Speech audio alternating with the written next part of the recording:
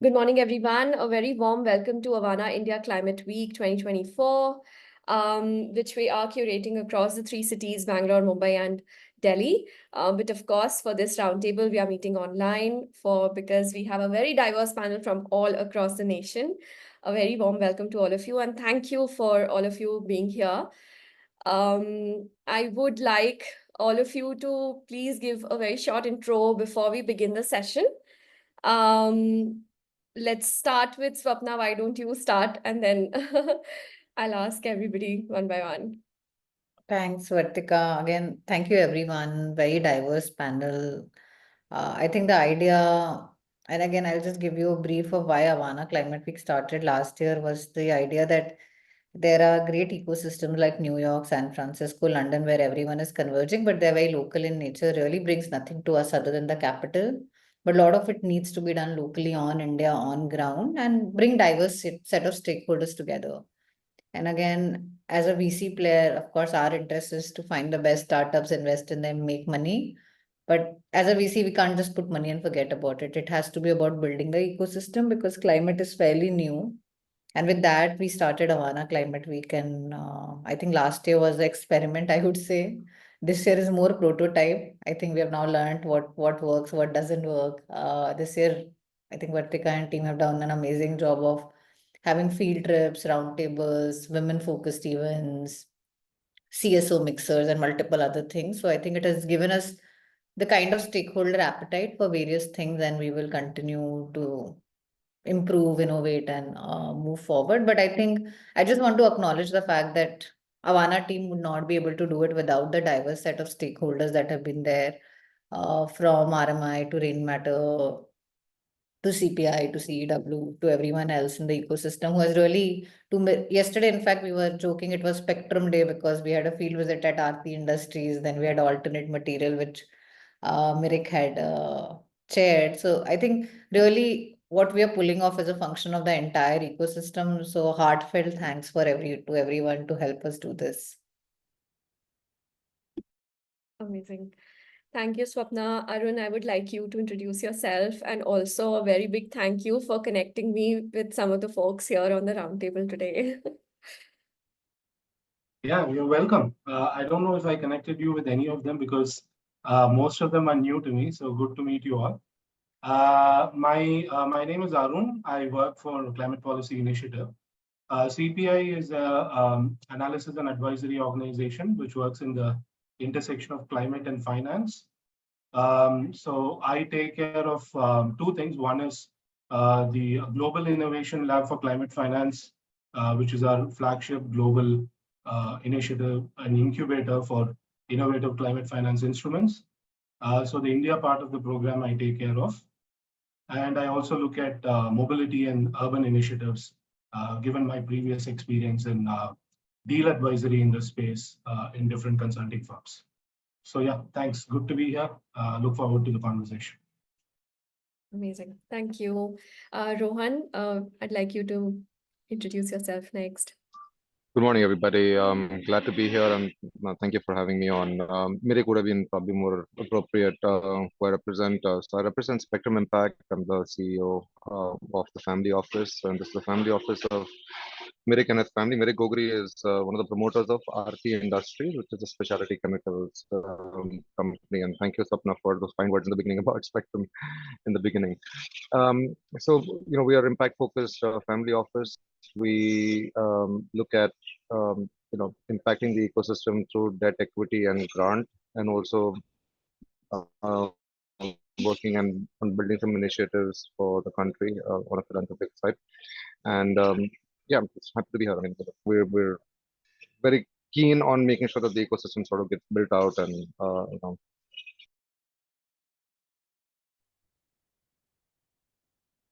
Thank you, Rohan. Thank you. Priya, over to you. Hi, everyone. I'm Priya Shankar. I work in Arghyam. Arghyam is a non-profit focused on water security in India. It was started in 2005 by Rohini Nilakini. We work closely with government in large-scale programs to focus on bringing participatory models to scale. And our key lever is actually using technology. As you've all been hearing about bringing digital public infrastructure into large-scale programs. So that's our forte. I manage partnerships, fundraising, and India Water Portal, which is an open platform for articles, all things to do with water.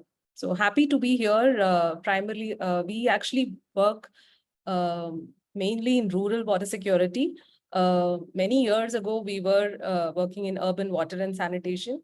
And my primary reason, although we work in rural, was actually to see that there are learnings that we've had in urban, and then many of that has been built in rural water security programs. Knowing that the next decade is about maximum action in urban, and therefore I was excited about meeting this set of people and learning and sharing what we have from Arghyam. So thank you. Amazing. Thank you, Priya. Shrimoyee would like to invite you to introduce yourself, please. Yes, sure. Thanks, Vartika, for inviting me here. I am Shrimoyee Bhattacharya. I head the urban development program under the entire cities and sustainable transport program at WRI India. I am based out of Bangalore. However, I'm attending this call from Delhi because we have our flagship annual event going on here. Most of our work and my work at WRI also focuses on making cities livable, low carbon, resilient, and of course inclusive. So I'm very glad to be part of this panel and this roundtable discussion, and very pertinent ones. Recently, a majority of WRI's urban development work has also been focusing on climate resilience. This is also from the perspective that we have been kind of helping cities as knowledge partners in preparing their climate action plan and then taking it forward into implementation. So a lot of new questions, new challenges that we are also trying to handle and address, and I don't think we have answers to all of that. So I think discussion forums like this would be really helpful to take the conversation forward. Thanks. Great, thank you. Welcome, Shruti. Welcome on the call. We were just introducing ourselves. Would like to invite you to please introduce yourself. Thank you, Vartika. And I'm really sorry. I was having some Zoom issues in the morning. So, and lovely to see and actually see some familiar faces on the panel today. I'm Shruti Narayan. I'm the Managing Director of C40, and I look at C40's global delivery across all our regions. And I'm also currently the Regional Director for South and West Asia. And, for those who don't know C40 Cities, it's a global nonprofit that works with city leaders across the world in driving bold ambition on climate action. We really believe that it's critical to empower cities to take quick action that's data-driven, evidence-based, and also looking at the angles of health and equity and also job creation, right? Like the paradigm shift in climate governance, right? Like how do you ensure that whatever we are doing as partners is not reports, right? It's because, sometimes, we just kind of produce a lot of information, but, it's not adopted. So we're also now shifting gears into really understanding about good governance and how whatever the city does is a part of its master planning, economic planning, or decisions is looked at from a climate lens. And we're working on approaches like climate budgeting, which we launched about 2 years back. And, we're working globally on that. And in India, we work with WRI for Mumbai. We're also working now in Ahmedabad and Chennai. And we're also looking at, tools of integrating climate action with master planning, which I think is really, really critical in Global South, considering the number of cities that are still yet to, come up as mega cities. And just ending that, finance is really important. And, we're also trying to work with cities and leaders across the world and MDBs and financial institutions in understanding what is the gap, right? Because, I think, at least personally, I feel it's not generally the lack of finance, it's the access of finance, right? How do you access finance in an equitable way without burdening cities that are already burdened due to climate risks?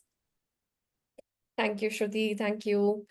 Prathijna, I would invite you to please introduce yourself. Hi, good morning, everyone. Am I audible? Yes, Great. yes. It's nice to be here. It's a very diverse cohort, some of the people who I know and many new faces. So thank you for inviting me. My name is Prathijna Poonacha. I am part of the Indian Institute for Human Settlements. It's a national education institution which works on everything around urbanization across a whole spectrum of geographies, right from rural to the urban continuum. My work particularly is on climate change adaptation in urban and peri-urban geography. So over the past decade or so, I've been looking at how social and ecological systems impact climate change, and climate change impacts these systems in cities, and how do they really play out. And more recently, I've been looking at the intersection of particularly the built environment and impacts on and for climate change. So yeah, happy to be here and hearing to some of the things that people have to say. Yep. Thank you. Thank you. Over to you, Ranit. Thank you, and very good morning to everyone. I'm Ranit Chatterjee. I'm the co-founder and CEO of RIKA. And maybe I'll take this opportunity to also introduce two other startups which I co-founded. The other one is RIKA Institute, and the third one, which recently did, is DTech. I'll talk briefly about all these three. So RIKA is the first one, which we started 6 years back with the idea that we need a private sector to come in the center and make disaster management and climate change as a business case. So with that idea, we started RIKA, and we wanted to connect, taking core of our work as disaster management and climate change. We wanted to connect outside with the various disciplines. And we, in last 6 years, have been working in India and outside India as well, with various governments, multilateral agencies, and so on. Our forte is research. I come from an academic research background, so I was still recently with the university teaching and doing research. So we focus on ground level research. We want to take research out of the university, boundaries to people who should benefit, and also to inform policies. Because I'm sure all of you would agree that many of the policies have possibly no research background or no research support. So that's one area we work.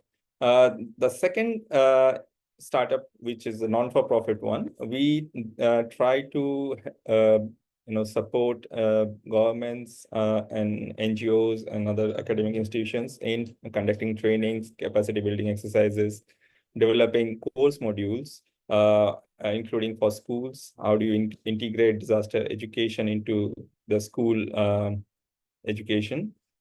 And the third one, which is DTech, there we are more into hardcore hardware and software development. But then our focus is again on disaster and climate change. And one of the prototypes we recently have done is on, like we have developed a snake robot for detecting victims from collapsed buildings. And if you are around Delhi, I would invite all of you to visit us sometime in IIT Delhi campus. We have an office in IIT Delhi. So I think that's all from me, and very happy to connect with all of you.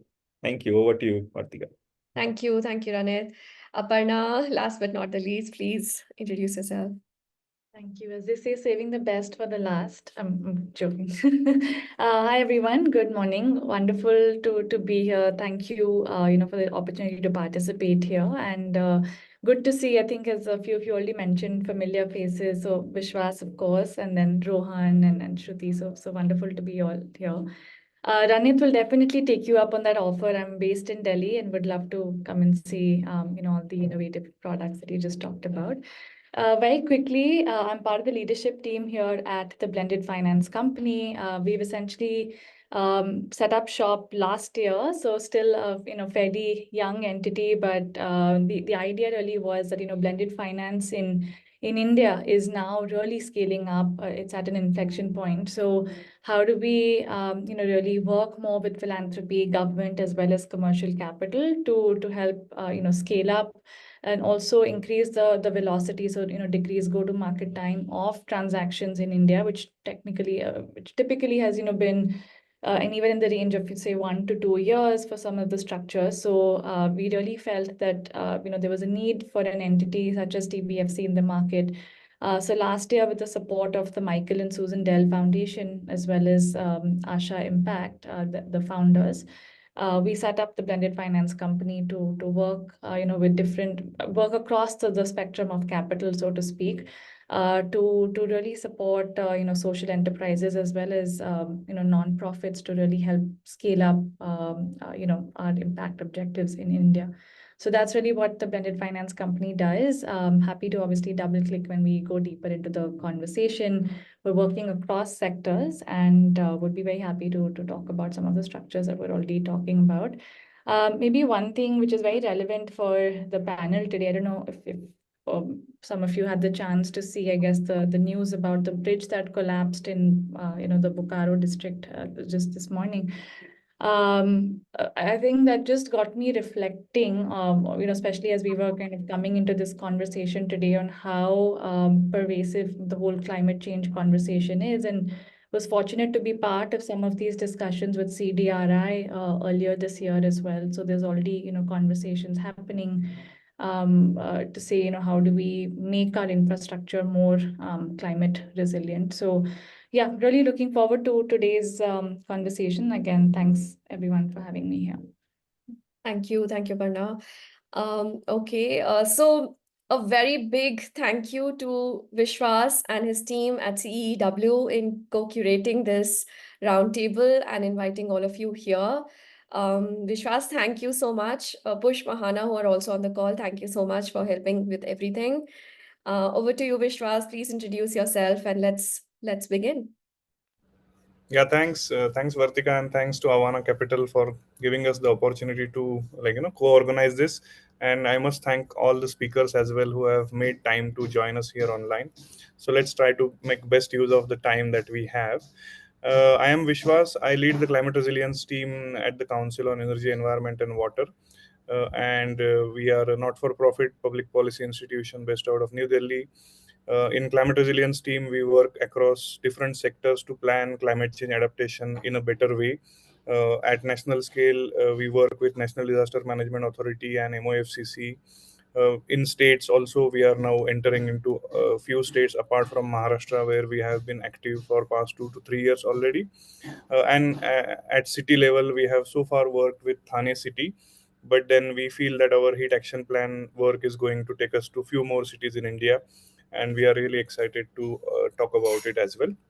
So thanks. With that brief background, let me just quickly set the context. I have a short presentation.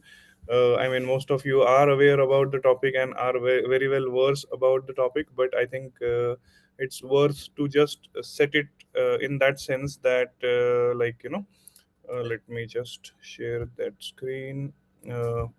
So that we all are on the same page and we all understand the risks in that way, that we bring together the expertise from today. Just let me know, Vartika, once you see the slides in full screen mode. Yes. Okay, great. Yeah. So thanks. This will be very brief presentation to set the context. So this is about India's vulnerability to climate extreme events, where in 2021, we published a study which identified that more than 75% of districts in India are vulnerable to these climatic extremes, which include floods, cyclones, and droughts. And in the same study, we also tried to identify what are the compounding risks where on the coastal region, if you see on the eastern coast of India, which has been very much vulnerable to cyclones, but also now we see that in states like Tamil Nadu, more than 80% districts have become drought prone. Similar case exists in various other states. And of course, when we see that a large mass is living in the cities, of course, that's where the vulnerability is going to be very high. And we are already experiencing that in various parts of India. Now, coming to what changes we have seen in the rainfall patterns. I think this is very important to understand that the baselines that were set in, say, 1980s, 90s do not really translate well in terms of what we are currently facing. And this is also a fact that is coming out pretty prominently from our analysis of Indian monsoons. So this is based on actual observation data that IMD made public last year in their IMD AA mission, where they have put out reanalysis data at 12 kilometer. for whole of India. And we analyze that at tehsil level or at sub-district scale, and this is what is coming out of it. The map on the left-hand side shows in last 10 years compared to the baseline of previous 30 years, there are these pockets of dark blue color, and those pockets are showing increase by more than 30% of rainfall.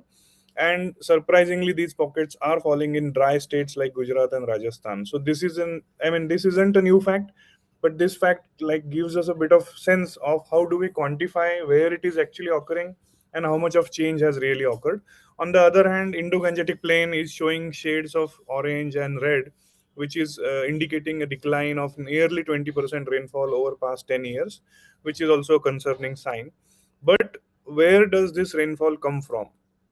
Most of the rainfall is coming from the heavy rainfall days. And the map on the right hand side shows that in areas like coastal part of Maharashtra, also central Maharashtra, Gujarat, and especially if you see the tip where Kutch is located, there has been an increase of up to 15 days of heavy rainfall occurrence in a year over past 10 years.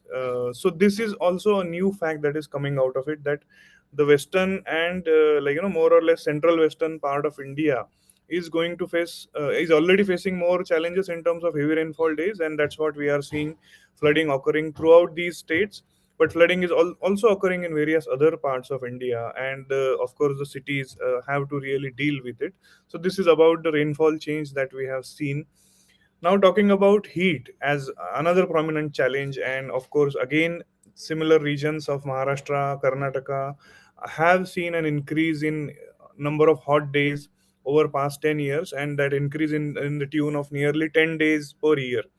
So we are talking about an increase, maybe say Maharashtra was facing 15 days a year, which can be quantified as hot days. Now there are 25 days a year, which also puts pressure on various other infrastructural mechanisms like cooling facilities, your cold chain mechanisms, as well as when people have to really travel to through outdoor, then what is the sense what is the level of exposure that they are facing in terms of having exposed to the longer heat waves.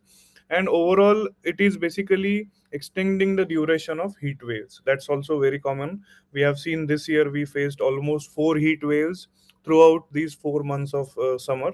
So this is also some facts that we wanted to put forward there. But if you look at the increase in number of warm nights, I mean Gujarat is fine, but look at the northern states like Jammu Kashmir, Uttarakhand, Himachal, and Arunachal Pradesh, Sikkim have shown an increase of up to 10 nights, warm nights per year. Now that's of course then that relates to increase in number of forest fires because of dry vegetation, changes in phenology, and so many other things that that might sound distant from the urban landscapes, but that's not the case in a lot of Himalayan states where people are living in close fringes to the forest. So that's also another risk that we have to consider here. Now we just wanted to package that in terms of how exactly the cities in India are facing the seasonality of risks. And we have been in collaboration with Thane City Municipal Corporation. We are working with Thane since last year, where based on our observation, then we wanted to reflect a little bit on that. So basically during the dry season, say starting from March onwards until almost until June nowadays, most of the cities are facing the heat wave as a major challenge. And also there is lack of capacity, there is lack of data available on how do you deal with heat wave. Then of course another challenge during the same time is water scarcity. We saw all the videos from Delhi this year. They were on the news almost for 24 hours a day, and we were seeing water scarcity issues. That's not only Delhi, there are so many other cities which are going through this challenge. When we enter, right, this was very drastic. One day in June, towards the end of June, I think we were looking at the videos where people were climbing on the tankers, and next day we saw almost whole area of Ames and other parts was flooded. So this was very drastic. So this also indicates that the risks are also very dynamic in nature, and we have to prepare for an overall resilience throughout the year. So during the season of monsoons, the cities go through floods. Also mostly eastern coast is fine, it is fairly aware, everyone is aware that eastern coast faces cyclones. But now some studies have indicated that western coast of India has seen nearly 52% increase in the number of tropical cyclones over past 2 decades, which means that our mega cities like Mumbai, there are cities like on the western coast of India which are likely to face more risks due to cyclones. And as we enter towards the later half of the year in winter season, then again we have the challenges of dealing with clean air, and I think Delhi is probably going to start coming out with those news pretty soon, starting from October, which goes all the way till February. So how do we deal with this seasonality of risk? And if this is going to occur every year, are we really prepared for that? Are there any innovative financial models that the cities can take up? And are there any ways that the public private partnerships could be strengthened? So this is all basic sense of things. Now, very interesting facts also from Thane. The left hand side map of Thane city, where there are 9 wards, and the map shows heat risk. So this ward level mapping was done under the city level heat action plan for Thane, and there are 2 wards, Wagle Estate and Mumra, where they are shown in the red color, are the wards where the highest risk has been seen. Now there are various parameters that we have used and that qualify these wards to be the highest risk ward. But look at the map on the right hand side, which comes from Thane City Flood Action Plan, where there are different wards that have been identified to have the highest risk for urban flooding. Now now this is the fact that one city, within the city also, there is a need for this granular risk assessment to really understand how the city is facing different challenges differently.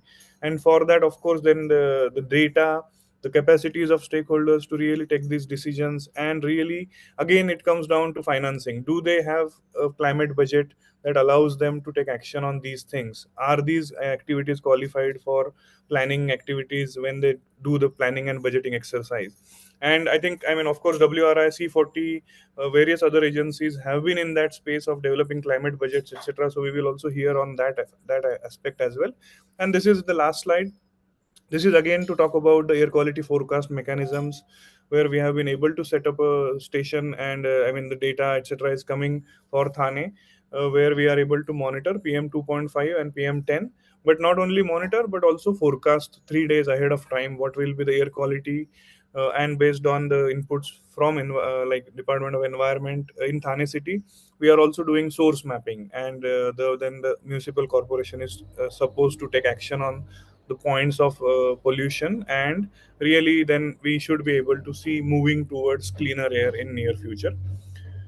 Now there are various startups that currently exist, like these are just some examples, but also, like, they have their diverse set of skill sets, and their forte is different from each other.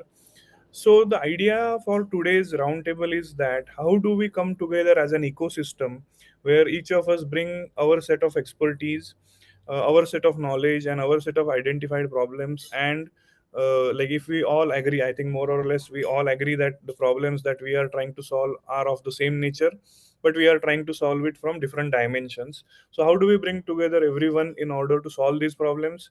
And can we really form some sort of ecosystem, say urban resilience ecosystem, if we conceptualize? uh, do you think that it will really bring the change in the level of current policies and practices? And can we really bring the, bring the urban resilience to the forefront of things? So with that, I just have, these set of questions, but of course the set of questions were also shared with all of you. So this is what we want to discuss today. We want to discuss about the challenges and opportunities of these hazards. How do we solve them? What are the different models? What are the different examples that you have seen in your current current experiences? How do we bring that gap of a pilot solution versus a scaling? How do we bring that gap and address that gap with this collaborative effort? Also, what have been the major challenges or barriers in terms of involvement of private sector into this place? When it comes to mitigation, when it comes to energy security, energy efficiency, we see so many private startups have ventured into that, and VCs and others are also supporting them to go there. Do we have so much of examples of similar nature in the climate change adaptation as well, where private sectors have been trying to venture into, and what are the challenges that they are facing? Also, how do we change this? How do we create this enabling environment for small businesses and entrepreneurs to address these challenges? So just moving from say one set of say hackathon kind of events, how do we then mainstream these kind of solutions, and what is the level of enabling environment that could be created? Of course, we have to bring policymakers into the discussion as well, but what are the pathways to achieve that? And then how do we enhance the financing for climate change adaptation? I mean, CPI has been publishing about climate change adaptation gap, and also within India, there are certain assessments that have already happened. But how do we really bridge that gap? And that's where I think these blended finance mechanisms, innovative business models will play a crucial role. So with that brief context setting, then I will stop sharing the slides, and then maybe we can venture into the discussion.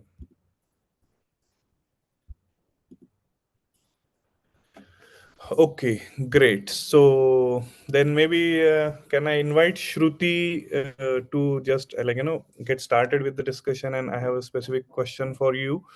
I mean, Shruti, in your view, what are the most significant challenges that cities face in managing these current hazards that I have listed, but also if there are other hazards like also that you have experienced in the past in your work?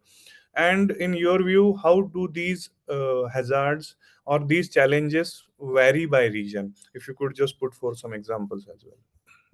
So thank you. And thank you for such a brilliant presentation to set the context. It would be great if you can share those slides as well, if possible. So, I mean, the last question on how do the hazards vary, right? I mean, we have seen this across India, floods, landslides we saw in Kerala. We are seeing lack of water in, extreme heat, wildfires. So, I mean, the hazards vary, but they're all climate hazards that displace people, put a brake on economic activity, really cause impacts on health. Like, I was in Manila last week and we was talking to the mayor there, and she was saying that, just the fact that they have the typhoon, of course, there's a large displacement of, people that happens, but that also increases, infectious diseases, right? Because your access to health infrastructure becomes reduced and people get more exposed. So it's established that we're in the midst of a climate breakdown, right? And there are going to be hazards. They're increasing in intensity and frequency, and we need to take action now. So coming to your first question on what are the challenges for cities to address this, right? So from the way, and I'm sure everyone will be great to hear. And I think, so the challenge that happens is that most cities tend to take this in a very reactive way still, right? So you have a hazard, it breaks down your infrastructure. You go immediately to try and fix that particular problem, right? So it's a very sort of reactive way of addressing the breakdown of infrastructure.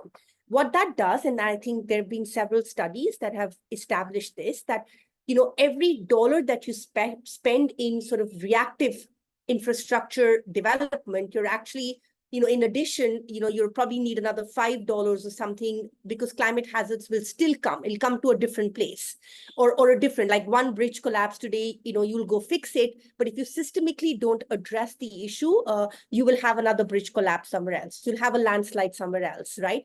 So what is needed from the way we look at this is a lens of looking at every infrastructure that is coming up now and exists. How are you looking at ensuring resilience in an infrastructure, right? So that is like looking at it from a climate lens. So I don't think so we can build anything in the city anymore without the lens of climate, right? So starting from even the small pavements that we're adding, right? Are they permeable? What kind of surface? I mean, I don't want to go into the details because this is such a sort of esteemed panel with so much knowledge, already. But just the fact that, the kind of material, the kind of color that causes urban heat island, right? If it's impervious, you're going to have lack of rainwater going in, which is going to cause urban flooding. So everything now where the city is doing needs to be looked at from a climate lens, right? So you don't have to be reactively addressing this, but proactively looking at that. The second point is that it's very important to be able to establish all this in a very intersectionality way, right? We also tend to be very myopic in the way we look at climate from a sectoral purpose, right? So we look at water, we'll only do water projects, we'll look at something, but we need to look at the cross-sectorality and intersectionality from health, equity, and job perspectives as well, because then that will lend the cities better ammunition and better gearing up to deliver this. Therefore, we are looking at tools like climate budgeting to inform the cities in moving their budgetary processes to a climate perspective, right? This is very critical. And also, developing tools like master planning, like I outlined early, where all the urban growth that's happening in cities is considered from a climate perspective. We will not be able to solve the problem systemically if we still have cities that are growing, that are putting a burden on our infrastructure. We're not able to look at our urban growth expansion from that perspective, right? So it's very critical to bring all of this together and then use data to enable cities to have dashboards where they're able to understand what is happening, to be able to build their capacities, be able to bring best practices. We really try and do that. It's in, for us at C40, peer learning is very critical. So, cities to learn from each other, to not only for what worked, but what didn't work, right? Because sometimes you're spending all of this energy and money in doing something which some other city would have already tried, right? So why do that? So peer learning is not just sharing best practices, but it's also sharing what didn't work, right? And what can one do better? So those are the elements and the way we, look at infrastructure redevelopment when hazards are coming in, and ensuring that the cities have capacities to really be able to address this in a more systemic way. Thanks, Shruti, for really covering that in a very holistic way. And I will just pick up some of the points there, and then I would like to ask Prathijna and Shrimoyee to come in as well.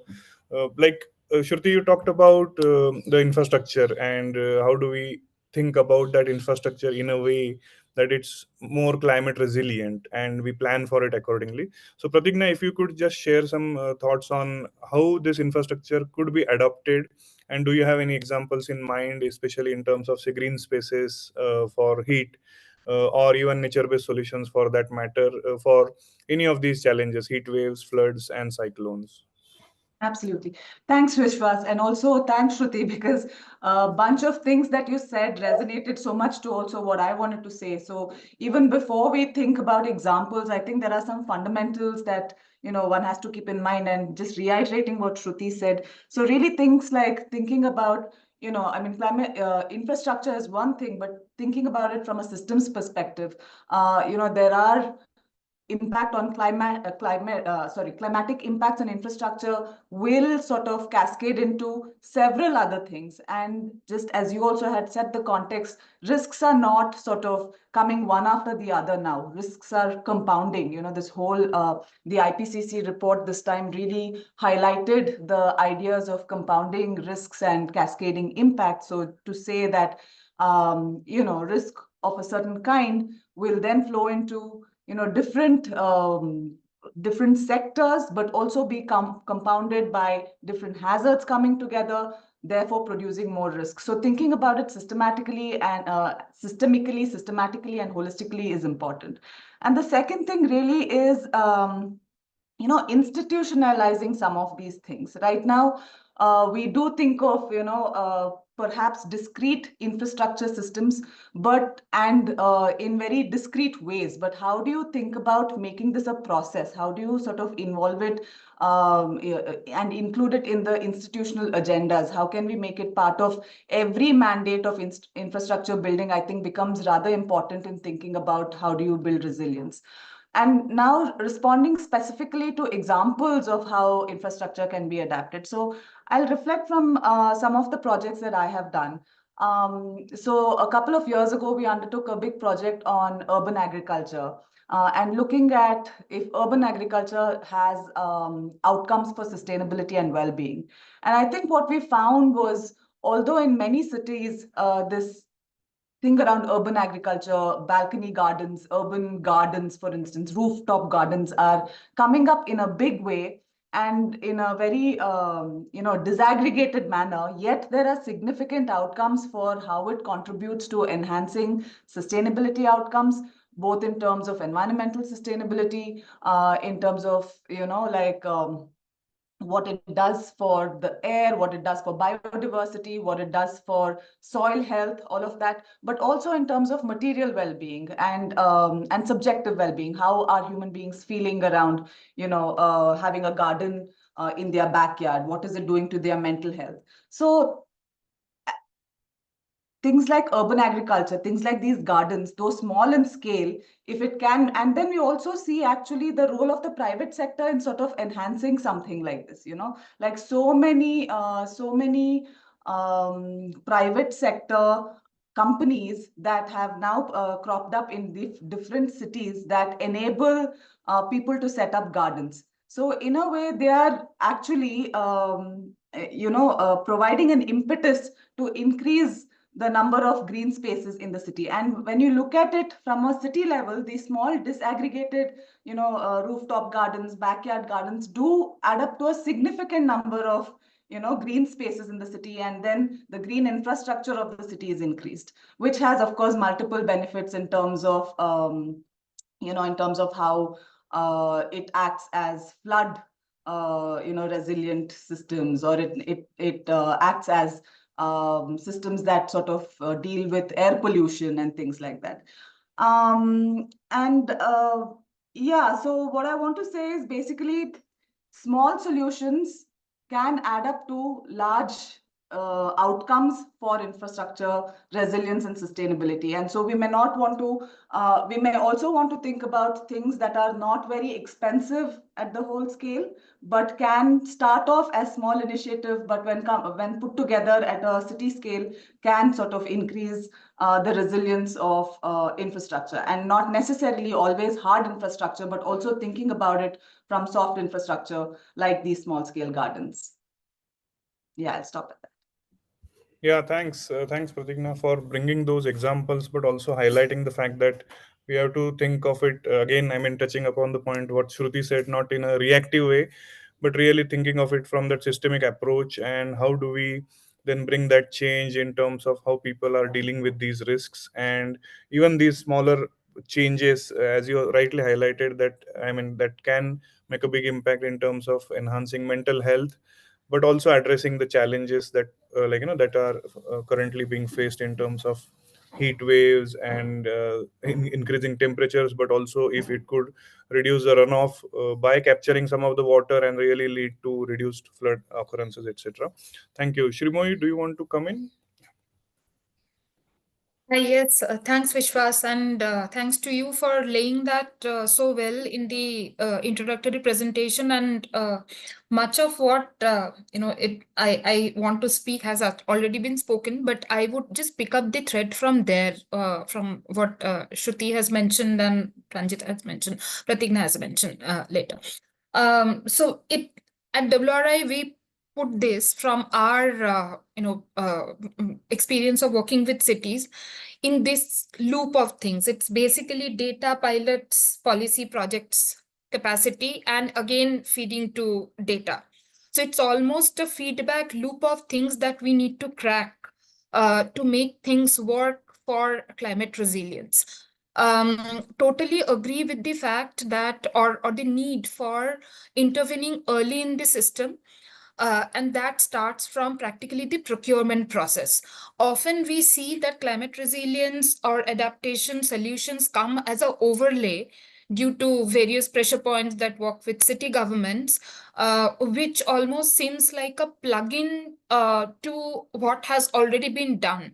And that often creates not only substandard impact, but also it creates a negative, sometimes negative sort of perception about the efficiency of those solutions.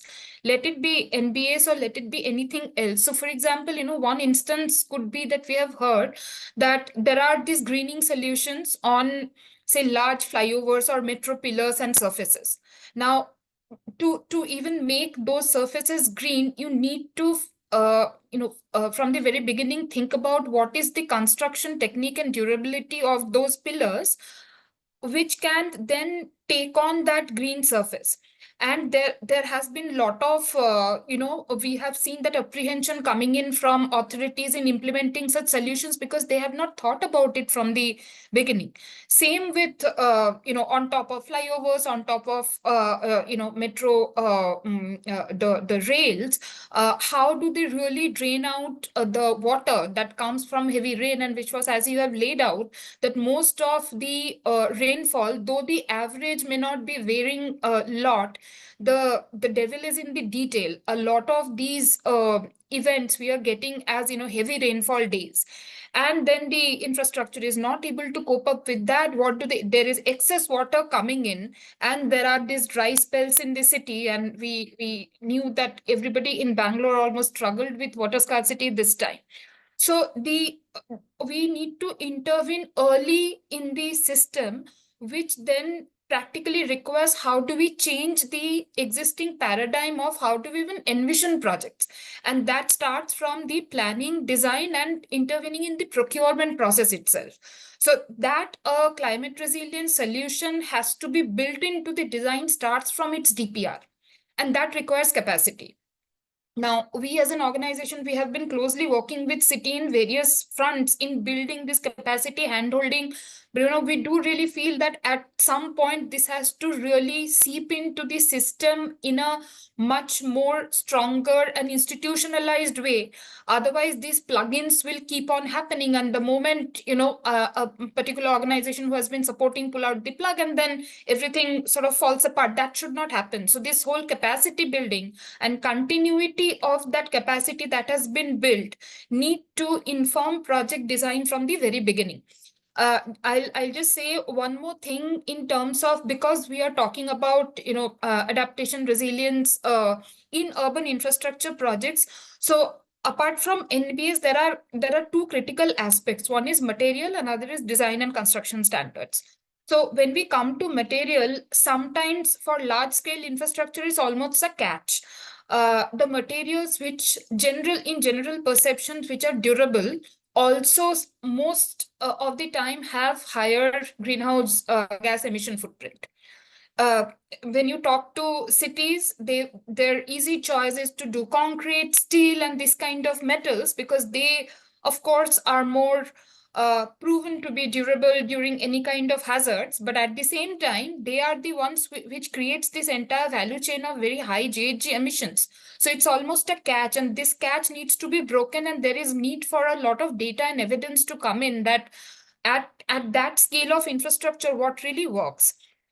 Then comes the entire design part of it, which is probably a rather easier proposition and which is more low hanging for us to kind of solve in terms of better design standards to make infrastructure and urban projects more climate resilience. In terms of NBS, there are different scales. I gave the examples of surface greening, but if in order to reduce the exposure of urban infrastructure or urban built environment for that matter from extreme heat or extreme flood, greening solutions and basically the whole blue-green network solutions work really well. This seems easier said than done because there is almost this conflict of thought happening. We see that coming from cities is that where is the space for green? And then if they don't want to do avenue planting, but research is actually showing that, there's a recent research study by CEEWW which shows that in cities, the surface of road which is exposed to direct sun and direct heat, and the one that is under a canopy cover or shaded under a tree or so, there is from 5 to 20 degrees of difference depending on from where data has been collected and all that. So there is a need for shading, which works really well, in fact, from costing purposes, also from the finance purpose and everything. But that seems to be a rather difficult proposition at this point, considering the space availability in different cities. In terms of because you have talked about startups, I think in one of the later questions it is better answered, because I was looking at your concept note. But I'll just end here by saying that there are actually startups working in this space coming up. What we need to do is to create an opportunity for them so that they can contribute to the mainstream system. We are well past that stage that we consider all of this as one good solution and pilot and good to see and do. This is the time for really scaling that up across different scales, and that is where we need to create space and access to finance for smaller startups in this space. Great, thanks, Shrimoyee, for really covering that really in a very nice way. So I think, I mean, just picking up from there, but also also we see that urban clean air is one of the biggest challenges apart from floods and also water scarcity related issues. So I want to ask Priya, and also you can bring your expertise in terms of with examples, etc. How do these urban air pollution related challenges impact public health and also the quality of life as such? And if there are any examples where you are working on addressing these kind of issues in any of the cities in India. Okay, I would have spoken about water pollution because we work in water. Yes, of course, air pollution is a problem. Maybe I would try and draw parallels because air and water are commons. And I'm going to talk about water pollution in the context of urban challenges. That's one of the most, I mean, out of many challenges, we experience most of the climate extremes we experience it in the form of water, either by absence or excess. So I don't think I'd be able to answer your air pollution question. Yeah, that's fine. That's fine. I think you can stick with water. I mean, actually, I meant urban pollution. It could be water or air, whichever you want to pick is fine. So the parallels are kind of similar in terms of calling them as commons because it's not one person's, resource. In terms of water pollution, I may bring about a few. I would like to at least quote some numbers. And see, there is almost 76,368 MLD of sewage generated in India in urban space. And only 50% of that is the capacity of sewage treatment available. And the actual stat is almost 70% of the sewage is not treated, and they all end up in water bodies. And this is only in cities and urban space. Now, what that means is when so much of that is getting into our water bodies, it is estimated almost $15 billion it costs us to treat waterborne diseases, which is an outcome of such pollution. Now, in terms of placing this challenge as water pollution, I would want to frame that in two ways, because in all of these things, the problem is also about defining climate, and wicked problems are all about defining the problem a little bit more specifically. Therefore, I would like to frame the water pollution in two ways. The first one is data as a problem. Okay, what I mean by that is I just quoted some numbers saying 76,000 MLD is the sewage created and all of that. And in most things to do with climate and pollution, you will find data in summary and aggregates. What is missing and what is needed is disaggregated data, which is trusted and reliable, because that will shift the problem from just saying, a ballpark to being specific in where and how much. That is where you can then target designing solutions and creating services to actually bring market into the play. Therefore, I would frame that context of water pollution in data as a problem. Second one is framing water pollution in the context of participation. And here I'm drawing parallels of rural India villages are much more stronger in their institutions and the ability of citizens to participate and engage with local governance. It's almost absent or very, very weak in urban. We all know how to be good consumers, because when there is a problem, we know how to deal with that problem, escalate. There are structures and institutions, but we don't know how to engage as good citizens. We just don't know. Now, why is it important? Or rather, in terms of what it means is, when you have water pollution, how would you engage without citizens participating in knowing where the problem is and what to do about it and to whom to raise it? It kind of aggravates the overall problem. So I would leave this with these two. I'm just saying problem of water pollution would require framing, and I'm trying to place them in the context of data and participation. And it would help in what we've seen is it actually helps in when we try to solve it. These are two levers which we found are helpful in solving large scale problems. Thanks, Priya. And I will just come up with a follow-up question on this STP things, because also in Thane, we are working with the municipal corporation to develop first of its kind of treated reuse plan for the city. And also, I mean, I understand that you talked about only 50% of sewage being treated. But of course, do you also see an opportunity that if we move from secondary, secondary membranes in most of the STPs, and then if we are able to install a tertiary membrane, do you think that it will also add a lot of use point of view? It will add a lot of potential to that water that is being treated? Honestly, I don't know. Very Okay. technical for me to Fine, say that's fine. whether, yeah. Okay, because we think that, I mean, so our sustainable water team is also working on that aspect of if we are able to make the water even more cleaner with the tertiary membranes, it can be used for washing cars, washing buses, also for gardening purpose, etc., which is already being tried out in a few cities.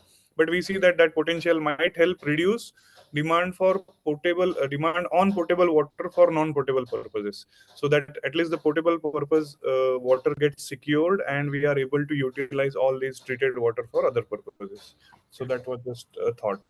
I actually think that problem will come much later, Vishwas. The first thing is, if 70% is untreated, the primary problem is to start To first treat treating it, the problem. yeah. Okay. Then will come the reuse of it. And there would definitely be, I mean, you are aware of, I'm quoting some names of companies who work in the space, Boson, which works in treating water and reusing it.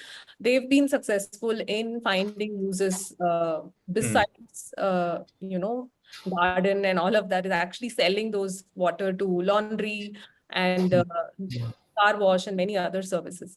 So I think potable water, while it exists, there is a huge behavioral, I mean, taboo in using treated water. Yeah. So Yeah. we are far from that, but that would require, let's invest in getting the water treated before we solve for reuse of it. Okay, great. Thanks, Priya, for highlighting that. So now I think let's move a little bit towards financing side of things, and of course Arun is there, and I would like to ask him, Arun, that how can multilateral development banks support this urban climate finance to improve climate adaptation or climate resilience, especially when we see that so many cities are facing these challenges? And I mean, a point comes that where the current financing from the cities really is restricted, and they are not able to utilize or not even utilize, but they are not able to put mainstream focus on that because of lack of finance. So how do you how do you see a role of MDB here in order to support and enhance the current landscape of urban climate finance? Thanks, Vishwas. Okay, so enlightening discussion, and it was. I wish to draw upon some of the threads which speakers before me had touched upon, because finance, it's not about money. Finance is about governance, right? So this was touched upon by Priya when she spoke about citizen participation in rural politics or the rural polity in India, there's much more participation than in urban areas. Okay.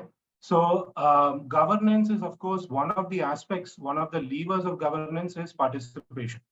I will give you an example from the Netherlands.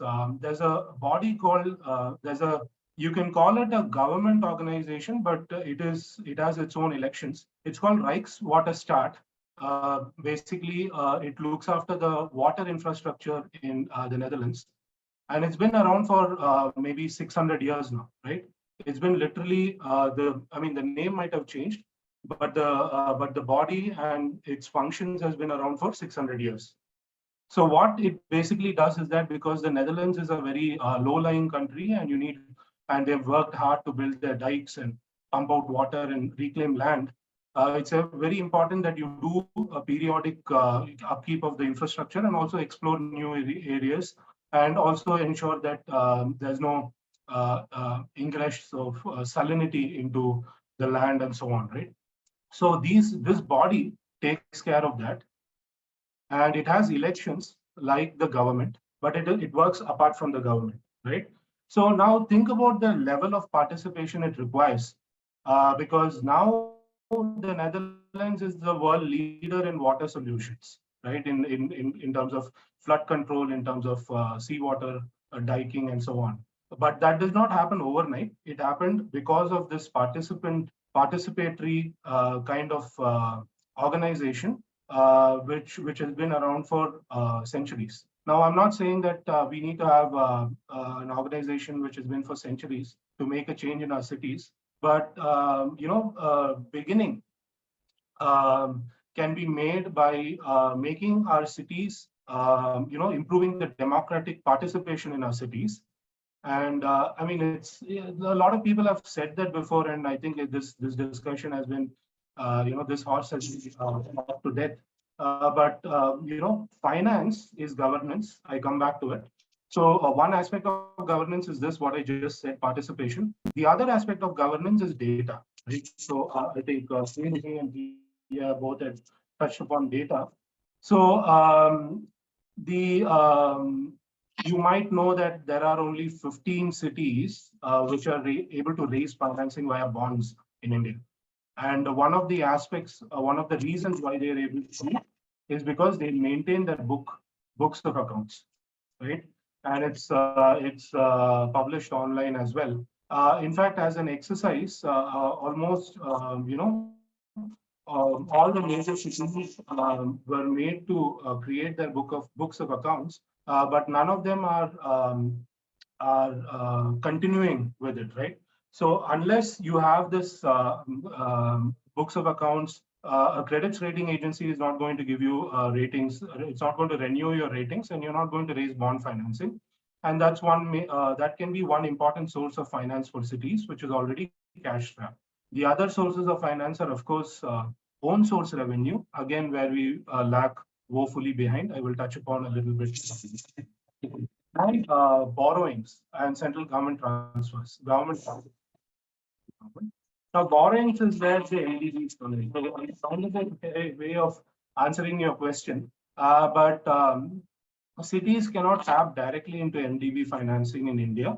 And I did notice that maybe the discussion is not specifically about Indian cities, but because I know a little bit more about Indian cities, I'll talk about that.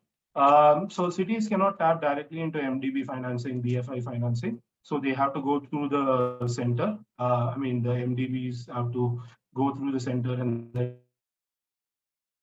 channel to the state government, which will then distribute the financing. So one reform that can be done is if cities are able to directly tap source of financing, it might be useful. Number one. Number two is that MDBs have to expand their evaluating criteria to more than just the economic status of a country, to also including climate vulnerability data, right? So if climate vulnerability data is included in the credit evaluation process, then perhaps more financing can be unlocked for India and for other emerging markets.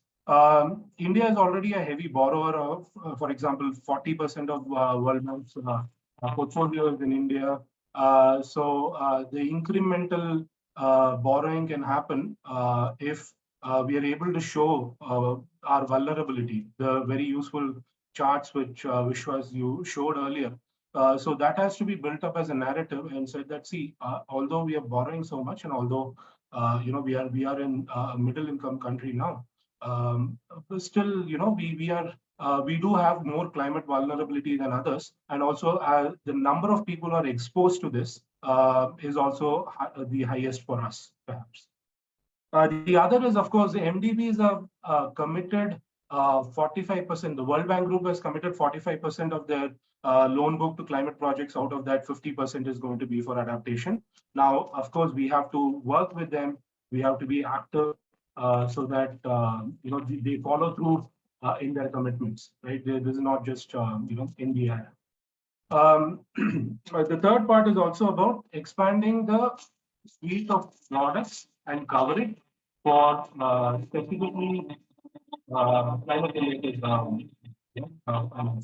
An example is the multilats had innovated and developed a catastrophe bond, but it's not widely applied. So in terms of climate insurance, you have the insurance which cities or governments can take out with a multilateral bank or an insurer, and then you have the reinsurance which the MDBs can take out by issuing these bonds. So catastrophic bonds are a kind of reinsurance, except the payment is upfront from the bond market. This specific product can perhaps be expanded, and also cities can be banded together in order to for them to pay their insurance premiums for disaster and get coverage when there is a disaster. So CPI, through our lab program, we are trying to pilot a city's disaster insurance product, and Manila has signed up, Durban has signed up, and this is through UN Capital Development Fund. There are challenges. I mean, it's not very easy. The moral hazard problem is very strong when it comes to this specific product. And it requires a lot of cities. So it requires a national mandate, and also if an international mandate will also help. But this is where MDBs, global organizations can play a role in bringing these economies of scale and bringing these cities and governments together to create such products so that coverage, climate finance coverage expands. With that, I will stop. Thank you. Yeah, thanks, Arun. I think I still remember your first sentence of finance is all about governance, and I think that's really rightly put there. That I mean, cities might have some financing, but how are they really managing it well? And also, of course, I mean, these new opportunities of resilience bonds and also catastrophe bonds, but with that opportunity also it comes with a set of guidelines that the cities have to follow. So I think we can also talk about the capacities of the cities, etc. But I mean, also I see that there is a role for technology and innovation here, and I want to ask Ranit if he could share some thoughts on what is the role of technology. And you already talked about your snake robot, and if there are certain examples that you want to highlight where technology can play a role in predicting and managing these physical risks, maybe with some examples of any solutions that you have developed or you are currently in the process of developing as well. Thank you, Vishwas. I think, yeah, that's a very pertinent question, and for the cities, especially. If you look at especially the disaster management and climate change landscape and how it is happening, like the work that is happening, most of it is, you would find, is more of a consultancy based work, where a lot of advices are being given, a lot of guidelines are being made, a lot of manuals are being created, but on ground you don't find much changes happening. And that's where possibly technology comes in, because when we look at India, we are promoting ourselves as the technology leader in the world. But then if we are not harnessing those technologies to solve the most dynamic challenge on the ground, then possibly we are failing somewhere. We are not tidying up our own backyard. So And when it comes to technology, because we have been working in this domain and also supporting some of the innovation that has, World Bank has tried to put in on ground through in one of their projects. I'll first highlight some of the challenges of having technologies on ground is especially many of these technologies, you would see that they are either, some person has seen something happening in somewhere in other parts of the world. They get very, what do you call, very enamored by the technology and they say, oh, why not we do it here? And they try to bring it. And the moment you try to bring it as it is not working here because the context is different, the challenges are different, and the policy environment is different. So that becomes a challenge. So first thing, what important here is the policy environment, which needs to be created to have technologies being implemented on ground. Second, the affordability of the technology. Because if you look at many of the technological solutions, they are possibly affordable to the big cities who can afford, like Mumbai, Kolkata, or Delhi, who has the money. But those are the cities who are not only in need. The more in need are the ones who are not having the money or not having the resources. Like say in Mumbai, if you look into the Greater Mumbai area, maybe cities like Bhiwandi, who possibly don't have such kind of means, are the ones who need it. So that's where you need to have technologies which are low cost, affordable. Second thing is the contextualization of the technology, because that will create ownership. Like say, for example, right now, if you look into the flood warning systems, many of the flood warning systems are using sensor-based flood warning, which is possibly very not very cost effective. Also, people don't understand, because it has to reach out to people who would benefit at the end of it.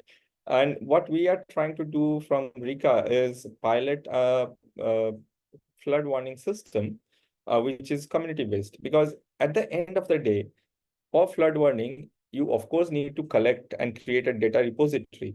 But at the front end, for the community, what you need to know is, okay, there is a flood coming, we need to evacuate. That is the very basic thing that you need to know. And unless that part is being taken care, then the flood warning system and a very high-tech model is not going to work.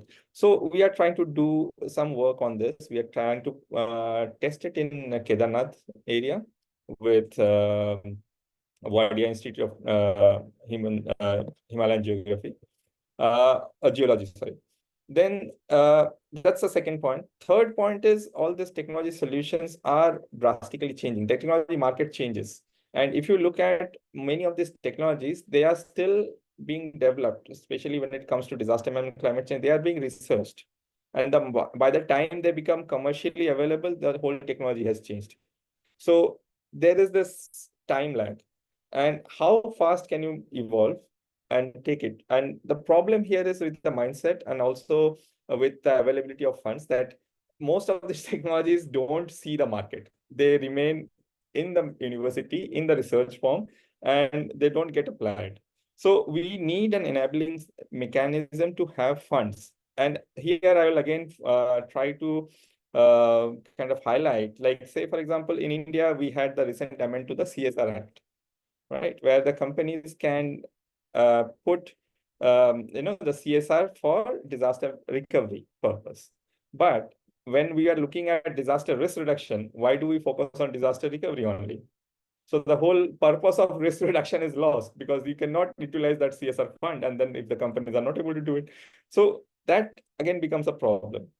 Many of the funds doesn't go into the private sector for research and development. It goes into non-for-profit. So there is again a challenge for the private sector startups to actually get funds to do R&D and then commercialize those products. So, and then finally, also the trust on the data and the ownership among the cities to take it forward. And I think one of the speakers earlier also said that the sustainability of the model also is a very important aspect of it. Like, what is the business model? It should not be like, okay, we have a project, you deliver something and then you forget, because I have been working also in the past with UNDP as a city project officer in Maharashtra. And we have seen that once the project is over, everything is lost.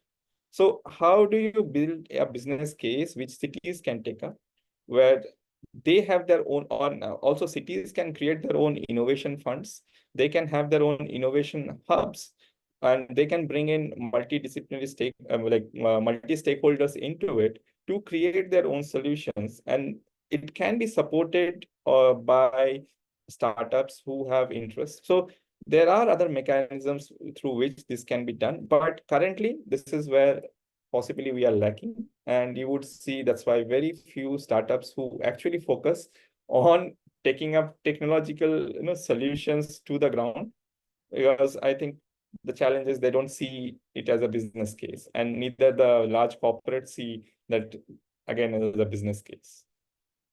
So yeah, I'll stop over here. Thanks, Ranit, for highlighting the role of technology, but also what are the current challenges that even the private sector players are facing when they want to enter this mainstream of the development world as well. And I just want to bring in Rohan into the discussion, and especially since Spectrum Impact has been supporting quite a bit of development work in India.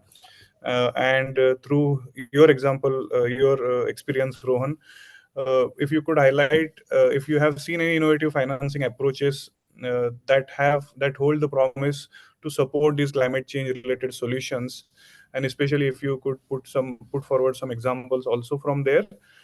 And also there is I also want you to identify or define a role of Indian philanthropy evolving in this space of climate change adaptation. Thanks, Vishwas, and some excellent points everybody's raised. So thank you for that enriching. So our spectrum a bit in terms of how we can. Sorry, am I audible? Yeah, you were breaking in the beginning, but yeah, I think you're okay now. Yeah. Yeah, Rohan, I think Okay. if you switch off your video, your audio would be a little better quality. Sure. Just Sure. while you're Sure. speaking. Thank you. Yeah. So yeah, is that better now? Yes, better. Okay, excellent. Like I was mentioning, we tried to do a bit, and I think one of the things that the principals of the family office have recognized as part of philanthropy is, generally philanthropy in India traditionally has been more about, health education, very on-the-ground support for programs. But it's exactly this programmatic approach and building institutions that can actually help work with the government, alongside the government, to really think about how we need to really build more resilient cities and climate resilience across the country. So that's what I think. I think I'm taking a second question first, which was that as philanthropists, one of the things that we've been trying to champion where possible is that while it's the urgent versus important debate, we do obviously need to take a lot of people out of poverty in our country. Health and education are very important parameters that one needs to look at. At the same time, I think if certain amount of funding can go towards ensuring that the right approaches are built and the frameworks are worked with, people like CEEW, NWRI, and some of the other not-for-profits that are here. The entire thing of supporting think tanks to really do some work so that we can really progress forward is something that I think philanthropists really need to look at engaging in. The challenge, of course, is that, I think this comes back to the point that Arun mentioned, that money is very often a question of governance. And within that, while you're supporting a program, it's easy to build a governance framework that can show that where the money has gone and what is impacted. But when it comes down to doing some of the work that's probably not as practically available, and it's not tactile and it's not something they can see and feel, it becomes all the more challenging. So that's where I think philanthropists need to open their purse strings a little more. On the first question around interesting financing approaches. We've tried to do as much blended finance as one could in our own way, and I think this is a conversation that we've been even having with the blended finance team. With Aparna being represented here, I think she's probably better suited to answer this question. But in terms of something that we've seen is very often the investment side that philanthropists and family offices have.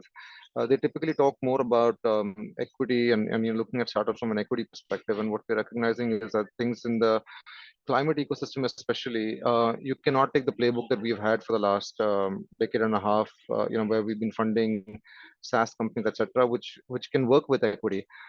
Here, there is a very on the ground real problem of building capacities, working capital financing, etc. And it's often a question of even access to that finance, if it's available or not, because these are young companies that are looking to scale. So one of the things that has been constant across the entire panel is we need to scale better. And the challenge with scale, if you're deploying private capital and startups to really solving this, and like what Ranit mentioned, that a lot of the technologies are also not necessarily available to private startups. If you're even able to bridge that, and there's a lot of work that needs to be done for that. We've been talking about how do you move technologies from TRL 3 to TRL 7 and 8 in a way that's sustainable. So that private capital can really step in. But even once that happens, the challenge is that how do you scale without having access to debt capital, etc. So banks and BFCs are typically very risk averse. And that's where we think that some of the non-dilutive capital needs to come in. And that's again where I think there's a role that blended finance can play, or financing approaches that are innovative can play, where commercial capital can get some backstops. Now, these are all things that are structures which we need to evaluate, understand, debate. There are different regulatory aspects to this. But I think principally, if we as an ecosystem put our minds together, then I think this is something that we can really achieve, because there is grant capital. Arun was talking about MDBs and how they're not necessarily available here. But I think there are enough people who want to do good. Governance always is a challenge, like what Arun was mentioning, and everybody wants to see that the money is well spent, and which is where we need to build a blend of commercial and philanthropic capital. We've done a few things in from the work that we've done, but I think it's also very important, and I just want to touch upon what Ranit was talking about. There is this gap between, we've seen both sides of the equation, where we've seen technologies that are in academia. A white paper is written, somebody gets, some accolades for that, and the technology never sees the light of day. And that gap needs to be bridged. The other side of the equation is really where there is very early stage technologies, which is very promising, taken in a for-profit kind of a framework. And then that continuously needs to raise capital. And ultimately, equity capital is going to be difficult to come by. So the early stage investors may come in, but how do you keep putting money behind a technology that still needs to be proven? And all equity investors will have some kind of an exit window or commercialization reality that need to be seen. So we're actually in conversation where can we take a for-profit technology around cyclone mitigation and bring it to not-for-profit, because there's a challenge raising equity capital. So this is where the continuum of capital really needs to work together from along with academia and private sector. Thanks. Yeah, thanks, Rohan, for highlighting the role of equity capital here. And I think this is the right moment to bring the blended finance company into the discussion. And since we are talking about the blended finance mechanisms here, I want to also invite you, Aparna, to bring your thoughts here, especially in terms of, again, how do you see overall role of innovative financing here? And I think BFC has been doing great stuff. So also, if you want to put forth some examples, that would be great.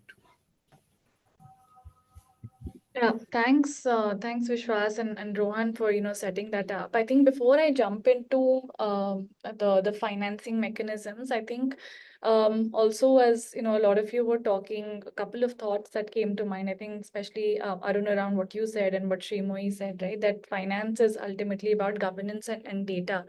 I think that's so important because ultimately when you see all the capital that's available today, right? That and we're talking about like the $4 trillion opportunity what you're calling that's needed for SDGs or climate financing. I mean, ultimately, whether it's the private sector or the government, I mean, that's where today the largest chunk of the capital is available. And while we do need philanthropy and CSR and all of that, it's absolutely important to de-risk and bring in the private sector. None of that is going to be feasible till we have very good data available, whether it's on the potence of a technology, how effective it really is. I think one thing, or I guess a couple of reactions as I was hearing a few talk. We spent some time discussing the new infrastructure that is coming up, but I think it's also important to reflect on what about the existing infrastructure today that's there in the form of, say, ports, highways, roads, railway, all of that. I mean, all of that, as we can also see, is really coming under climate stress. So as some of these existing infrastructure also come into sort of the end of their lifespan, can be, I mean, the new the new infrastructure, obviously, as Shrimoyee very well put, we have to think of it both from a design perspective and also from a materials perspective. But maybe a little bit more time also needs to be spent on maybe thinking about what happens to the existing infrastructure as well that's already built up. While in India, and there are obviously numbers that support this, I think over the next couple of years, the amount of infrastructure that we're going to add, is probably as much as what we've done over the last 200 years. So bulk of our development is still going to happen in the next couple of years, but globally, where already there is existing infrastructure, I think this becomes a lot more pertinent. I think the second point was really around, as one is thinking about the governance, I think if there is any sort of capacity building that is available for, municipal commissioners, DCs, I mean, the people in leadership roles, right? Because think about it, I think a lot of our municipalities, cities today are being led by young IS officers, and while the intent would be there, for the first time, they would be sort of dealing with maybe droughts in 1 month and floods in the other month, right? So how do you sort of prepare yourselves for both these kind of calamities?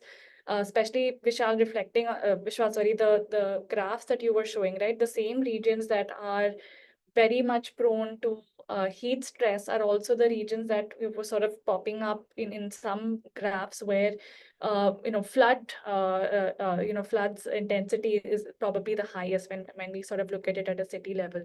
So how do we actually prepare the cadre of our government employees? How do we actually prepare them for disaster management as well? I think is very important. There was conversation around EWS. I think Ranit was talking about early warning systems. Now we're starting to see some of that, like in Bangalore, Art Park is doing work. There's also other startups around India like Kushi Baby, etc., who are putting together early warning systems. While I think they're still in a little bit of their nascency, I think adding that whole health angle to that, we were talking about vector-borne diseases as well. Now, how do you start integrating some of that? So it's not just predicting, when a disaster is going to strike, whether it's flood, based on precipitation markers, etc. But how do you take that a step forward to say, okay, fine, because you're anticipating a flood, or you're anticipating heavy rainfalls in a given area, what does that mean in terms of the spread of, say, other vector-borne diseases, whether it's dengue, malaria, etc., right?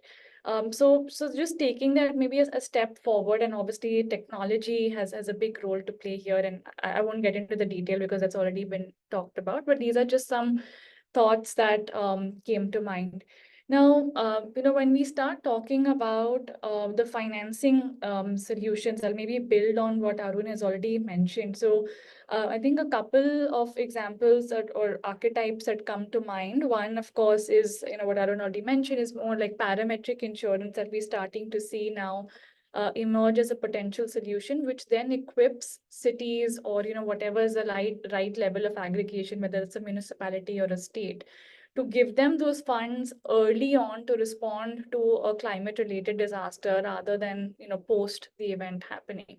So we're starting to see good examples. I mean, this is still sort of work in progress, and one really needs to see how will this really build up and work at scale. But there are promising conversations. I think in India, per se, we've seen a few examples now. Agri sector has started to use this. Businesses have now started to use this as well. Given that there is impact, on business, as when you have any sort of climate related event. So businesses are starting to procure this. But even at a state level, for example, what Nagaland has done, they had structured this with your regular banks like an SBI, which offered parametric insurance to the state so that they could respond to disaster much better. And there's actually been a resubscription of that as well, because they did see the outcomes sort of play out the way they wanted to. We don't have a perfect solution, but I think we're working in the right direction. So parametric insurance is definitely something that we're also working at. Arun mentioned that they're also doing work with cities across Asia as well. I think the other thing for us to think about is, how do we really tap into carbon markets, especially as one, thinks about what Shrimoyee also mentioned, right? Like the whole blue-green infrastructure. Now, like, is there a way to monetize mangroves for certain cities, which are coastal cities, or other sort of green infrastructure or carbon sinks that are there? So again, nascent, but I think there is, there are sort of early promising solutions that are emerging, both on the startup side as well, that are starting to list on carbon markets. I mean, it's obviously fraught with challenges, and there's, carbon washing, and the volatility of these markets also has been, a key reason why a lot of people are not prescribing, but we do feel slowly we're moving in that direction. Third, I wanted to give an example because I think Arun also touched upon this, right? Cities themselves, really, or municipalities are not, I guess, don't really have the kind of financing required. But an example that came to mind was the Tamil Nadu pooled fund, especially for water, that was set up. I mean, this was obviously done about 10-15 years ago. Which, I think from an example perspective is a good one for us to look at. I mean, obviously with a few tweaks now as we kind of look to scale that up.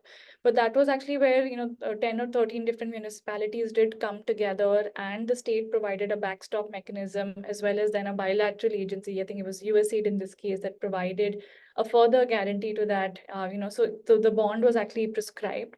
So we could look at the pooled structures as well when you sort of look at financing required for for cities. And I do know that WR is also working with NIUA to actually sort of bring some of this now into action at a state level for a couple of states as well.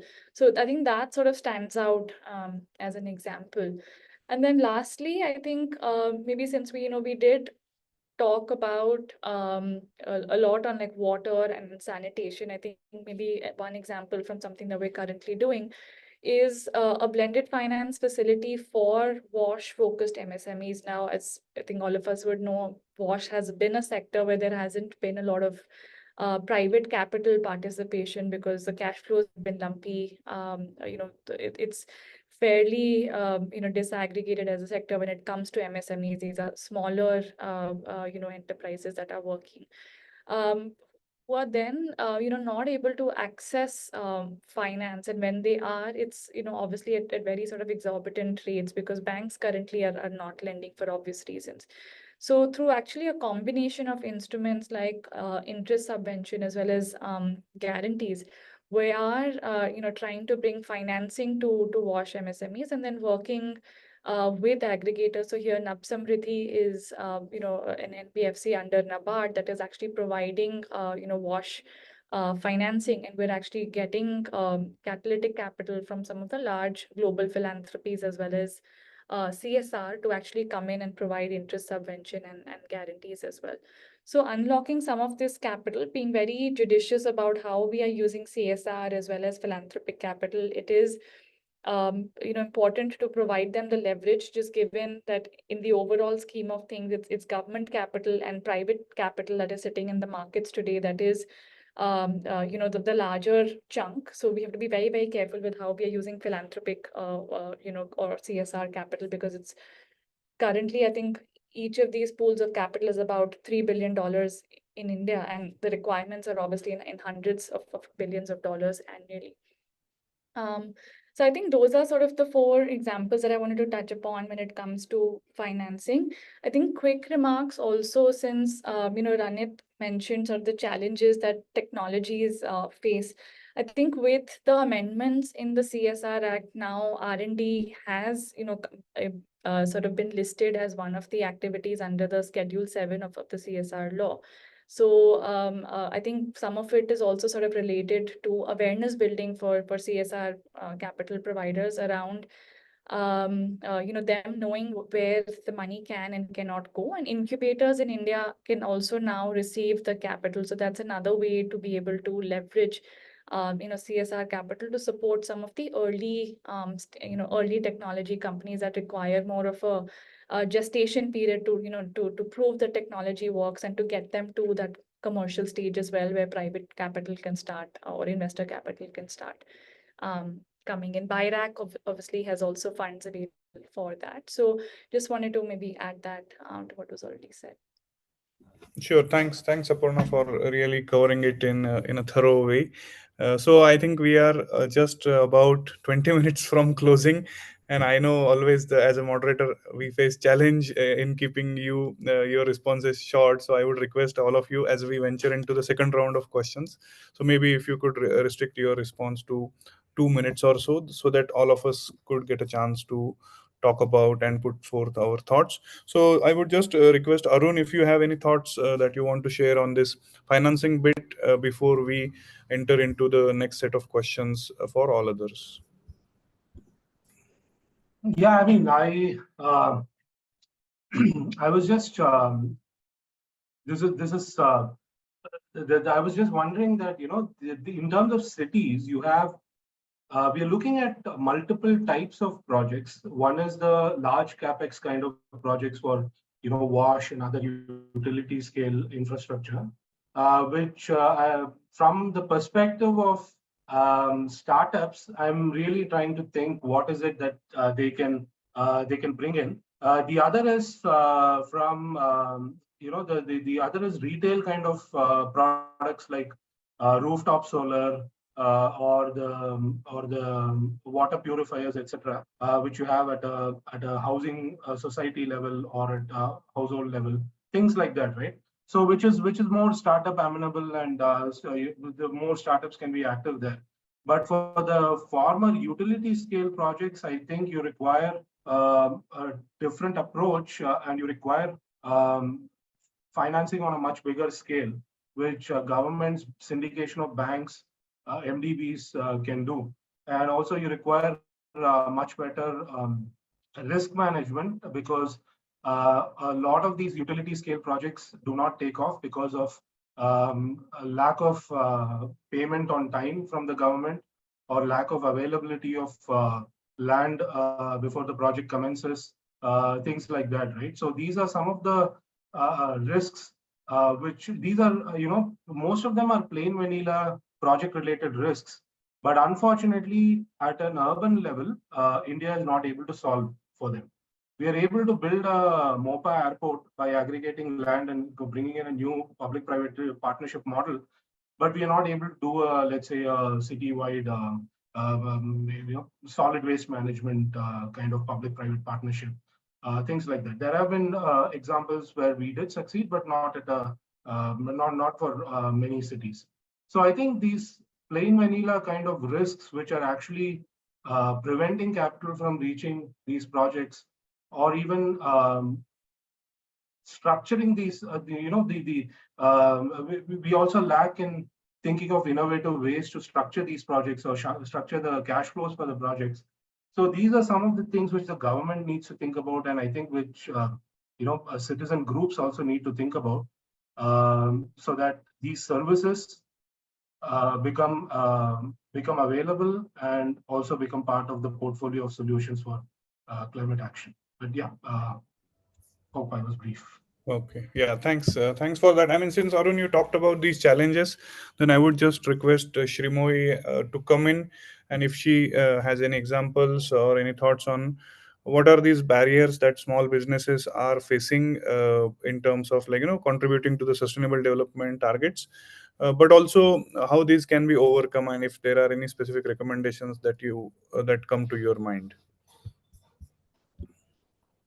Yeah, thanks, Vishwas, and thanks both Arun and Aparna for highlighting those very important aspects and points on existing infrastructure and some of the challenges.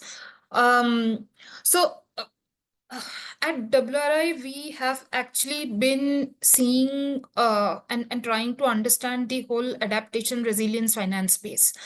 And of course, there is sort of consensus across that compared to the mitigation space, the finance availability in adaptation and resilience space is generally considered to be as a difficult one. What we understand is that even before we get to access to finance or finance availability, the problem starts much earlier in the cycle. The problem starts because cities and companies both do not know how to structure a project or see a project which is conventionally seen as a particular, city service, city infrastructure project, to shape it in a way that it becomes a climate resilience and adaptation project. You take an example of, say, stormwater drain project. Cities have been implementing stormwater drains since ages, since centuries. But right now, they're at a point that it is a clear-cut climate adaptation and climate resilience project. It's just that they don't know how to shape the project to give it that tone and flavor so that they can access then, the big multilats and the funders such as even World Bank, ADB. These loans are these days coming with conditions that it has to have a climate resilience feature. You take the example of, even in the mitigation space for that matter, if you take the example of, say, transit-oriented development, it's actually a low-carbon strategy, a city development strategy, right? So what we understand is that the discourse and the discussion should start much earlier, even before. So one part to work on is a little higher in the value chain, where finance is available or not, and who are these financing sources, etc. Even before that, there has to be proper trading, hand-holding, and capacity building on how to envision and structure a project in order for cities and startups and businesses to access finance. So that is where one of the main challenges that we see, and WRI is working at the national level in creation of a project preparation facility, and more details will come soon, which states and cities can access to then get some guidance on how to shape projects towards adaptation and resilience. But what we also see is that only a national level facility is not sufficient. These type of structuring facilities need to be present at the very city level. In the city municipalities, in the city governments, in utilities, and there has to be capacities created at that level to help them structure projects, which then they can take that to different financing sources. So that's one. The second thing, which is more on the private sector part, and not necessarily always with the public agencies, is what we have seen is that this whole accelerator model worked quite well for some of these startups. So, for example, I heard one of the speakers mention Boson Whitewaters, and their company was basically was one of the companies who came from one of the WRI accelerator programs, and it's actually great to see them doing so well, especially in the backdrop of whatever water crisis we had in Bangalore, and Boson is based out of Bangalore, and they have done done remarkably well in structuring their business and get some kind of an incubation support. So I do see that not only in and these kind of accelerator and challenge program sort of facilities could be there in the entire adaptation and resilience space. It could be thematic focus, it could be flood, it could be heat. But then the point is also that what earlier was also mentioned by one of the speakers, that if we see all of this as a system, then it is not, when you're protecting a particular infrastructure or a particular technology or solution, it sometimes it works for many types of climate hazards and not only heat or not only flood.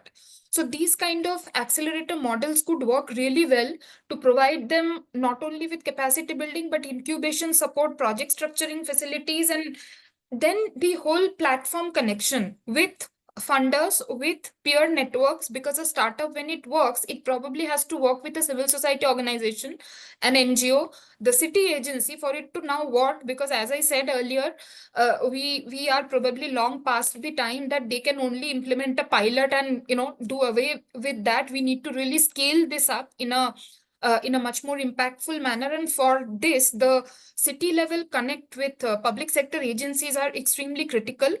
I think in the recent happening of things, some of the bigger cities, and I'm not saying this as a blanket kind of solution or way forward, but cities which has some kind of an institutional entity to anchor their climate action related activities, be it environment department, be it the city municipality, be it the urban development department.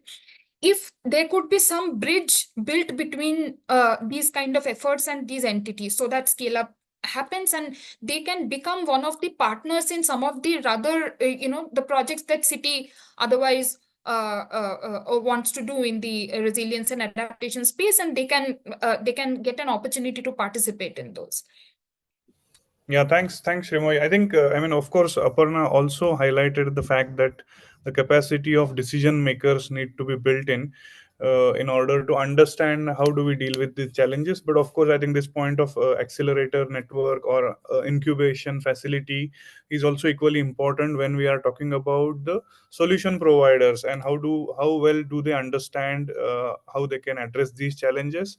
But also when it comes to the financing angle of it, it's not only about tech innovation that they have brought to the market, but how do they sustain in the financials as well. So I think very well points, all the points are very well taken.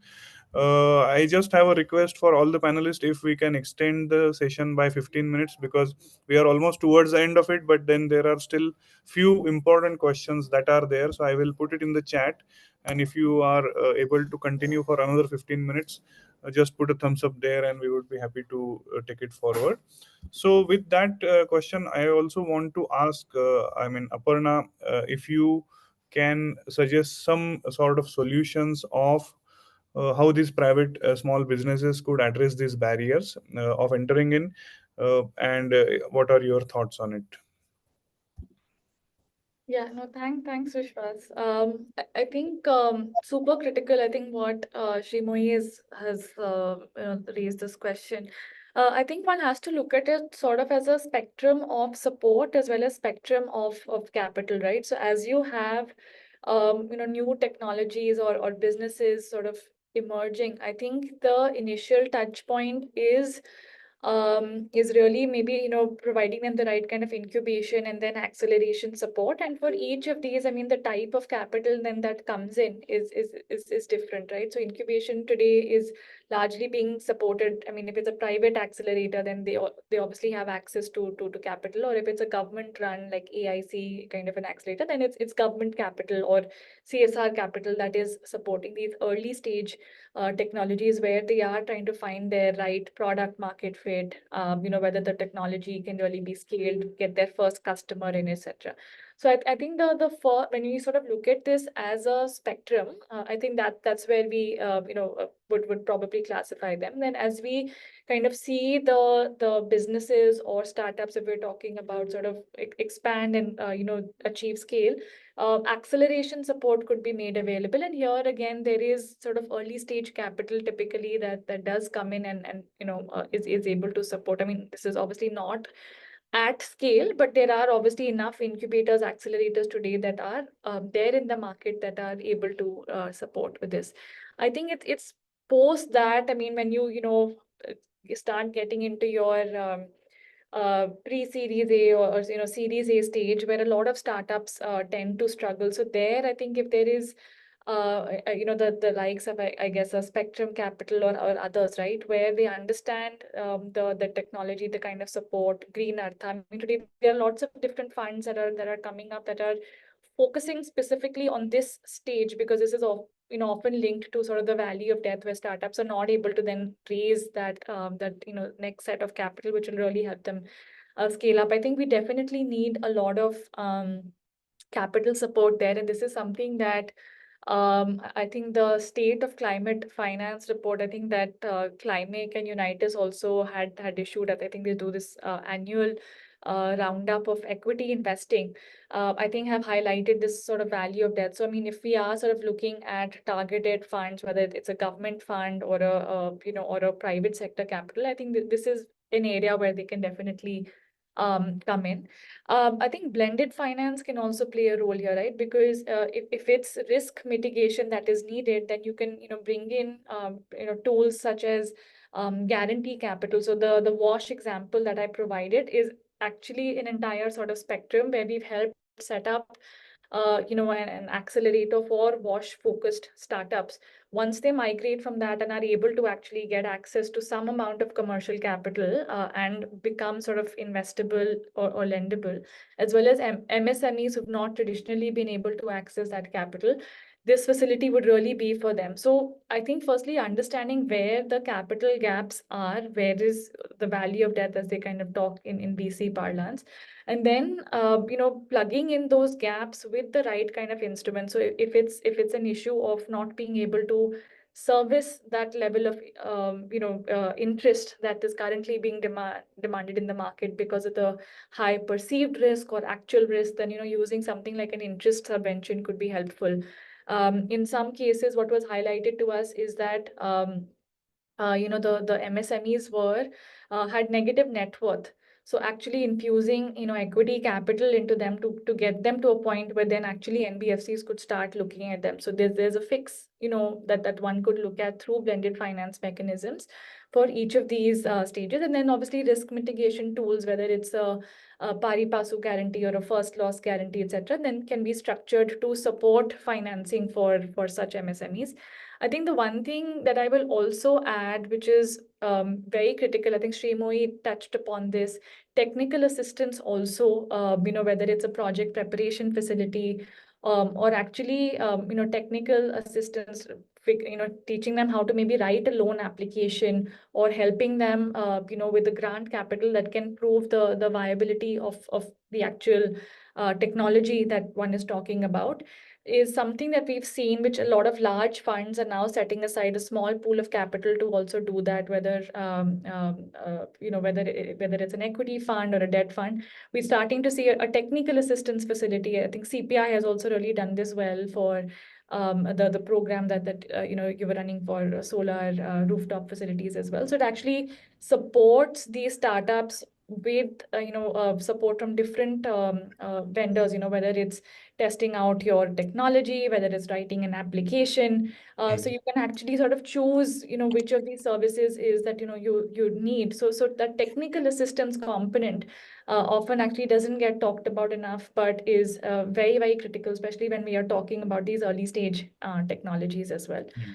So sorry, I'll keep it brief. So I think that hopefully that answers your question. No, thanks, Aparna. And I think Shruti has to leave in another 5 minutes. I would want to put the next question to Shruti. I mean, we are talking about how do we enable the capacities of private sector players or all these entrepreneurs. From the policy side of things, what are the suggestions or what are the recommendations that you would like to see getting implemented in order to create that enabling environment for the entrepreneurs? Thank you, Vishwas. And, obviously, what an engaging roundtable that, we can't stop sharing ideas and thoughts. So thank you so much for, putting this together. I'm going to be really, really brief because, I mean, I think when we talk about creating strategies on climate, right? I think we need to start from the perspective that we need to include all stakeholders, and the private sector is a stakeholder, right? We often forget that. And, when we have been doing data-driven climate action plans across the world with our cities and other cities that the tier 2, tier 3 cities, we realize that, the outcomes and the actions that come out of these plans, right? From, like, let's say on energy, like we will have 50% reduction on energy efficiency. This is not something that the city can do. It's not for the city. The city's buildings as a totality of the build sector in a city, maybe only 10 to 20%. The rest is all private sector, right? So the first part is to engage them and bring them on the table when we are developing action plans and talking about climate. We have done this, and we have realized that the private sector can be a very key stakeholder in shaping of the policy from a very practical perspective. They're able to bring ideas and thoughts and feedback on what worked, what didn't, and how they can be shaped for better implementation. Because the end goal for us is to not have policies, but actually see them on ground. So it's important for us to get that real perspective on what it is to kind of hit the ground running and have them on the ground. And the last part is that we work with the private sector all the time. C40 has something that we call the Cities Business Climate Alliance, where we work with different cities across our network and bring businesses together on certain focused sectoral topics to see how we can drive the solution, working with the private sector, which includes everyone, right? Entrepreneurs, the whole ecosystem, private banks, private operating all of them, right? How can everyone come together to sort of solve and really provide solutions to the problem? So in a nutshell, we need to look at climate as being an inclusive climate plan, which is stakeholder driven and consultation. Private sector is a very, very key constituent and partner for delivering climate action. And it probably can only happen with the private sector's support, the kind of speed we know. I don't need to repeat what Aparna and Arun have said around the private sector enabling finance. It's very important to looking at the instruments that the private sector can enable in cities, like public-private partnership and others, right? But it's important to sort of bring the private sector as an important stakeholder. Thanks, Shruti. And I think I will pick up that term, inclusive climate action. And I think all of us have a role to play there. I mean, not only as a representative from a think tank, but also we talked about what government needs to do, what is the role for a private sector. But also, of course, there is a role for citizens also to bring the change. And I mean, we have this big life mission where we are trying to bring change at an individual level. And I would like to ask Prathijna and also Priya that how do you see a role of public awareness and behavioral change in order to build capacities or build resilience at a city level? And also like the topic of urban pollution as well. How do we tackle that twin risks? Thanks, Vishwas. I must say that the conversation so far has been super engaging. But shifting gears to the citizens, really. So, of course, public awareness and behavior change is one of the most important aspects to achieving any sort of outcome. But having said that, I don't think we should, put the burden of this only on citizens. So basically, I think there are two components to both public awareness as well as behavior change. One is the top-down, which sort of creates an enabling environment to support behavior change, and then of course the bottom-up, which takes up this behavior change and public awareness sort of supports in that. But having said that, and just picking up on this inclusive climate action, really public awareness should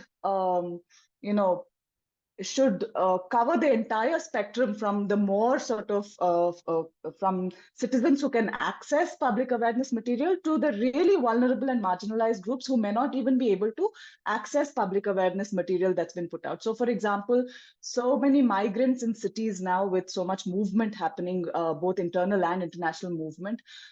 So public awareness material that is accessible in languages that migrants can, access, or even material that is not necessarily literacy dependent. So just to think about how even public awareness programs can really look at the entire spectrum and include especially most marginalized and vulnerable groups. But now thinking really about urban pollution, for instance, if you think about the building sector as a way of mitigating urban pollution. So we've been running large number of capacity development workshops for building awareness among builders, middle sector builders, developers, real estate professionals in Tamil Nadu.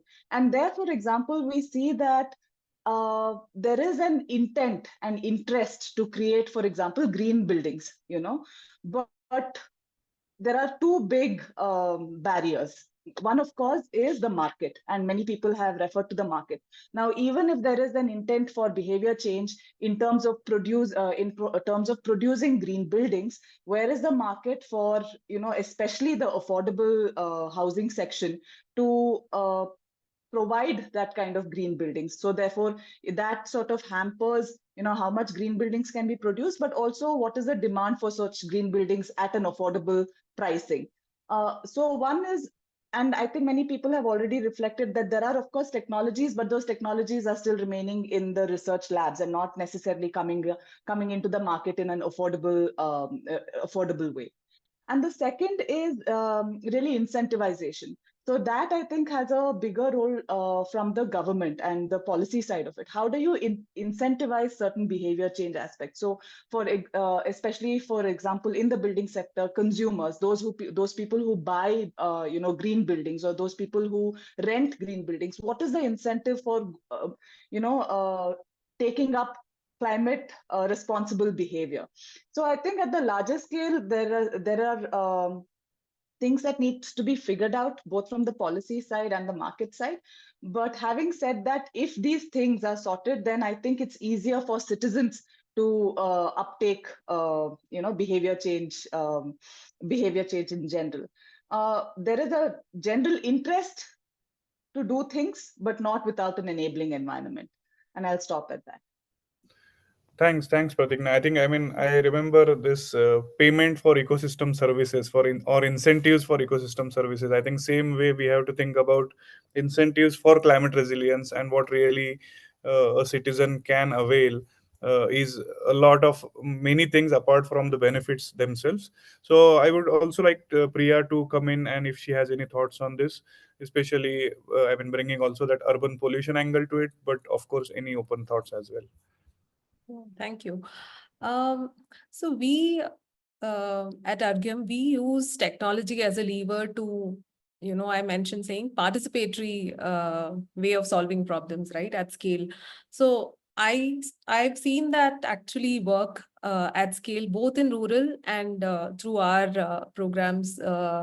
And in urban, I would maybe urge all of you to look at Walkable Cities, which was a project done by Sensing Local, where the same principles of surfacing trusted data at scale, having citizens as volunteers come in and capture data on, it was kind of a street audit, where data on drains, footpath, lights, and encroachments, waste, all of that was captured in 19 watts. And then all the data was aggregated and given back in an actionable form, which also, the citizen can take back to the ward, which will have, these are the summary of the problems, where are they located, how much budget does it take to repair and set them straight.